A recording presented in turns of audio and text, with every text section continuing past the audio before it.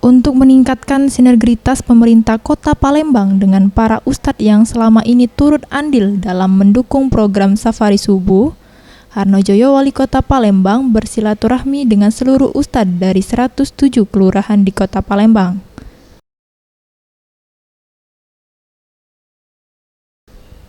Dalam sambutannya, Harnojoyo menyampaikan ini merupakan program yang telah berlangsung 1 tahun 10 bulan.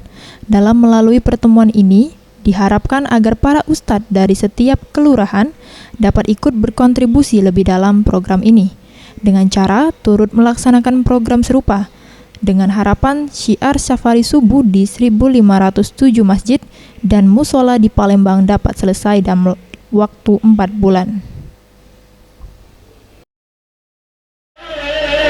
Kita mulai dari 107 setiap pagi minggu, dan mudah-mudahan ya, aku sering berpesan dengan Pak Camat, Pak Lurah ini ya, rasanya subuh bukan pagi minggu aja, setiap pagi dah. Jadi mudah-mudahan ke depan tidak hanya pagi minggu, kalau sudah menikmati pasti akan setiap hari ya, akan setiap hari.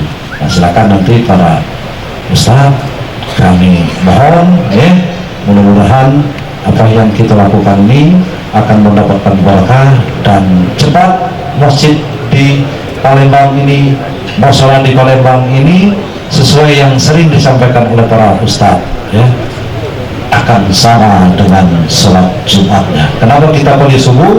Insya Allah kalau subuh sudah baik, sholat yang lainnya akan lebih baik. Nah, ini harapan kita. Ia menambahkan, diharapkan masyarakat untuk tidak menghubungkan program ini dengan politik, dan lebih kepada tujuan dari program ini. Program ini sendiri bertujuan untuk membiasakan masyarakat dalam memakmurkan masjid dan musola di Palembang, dan juga untuk memudahkan Pemkot Palembang dalam menyelesaikan permasalahan di masyarakat. Anugrah Sandi Pratama, Sriwijaya TV.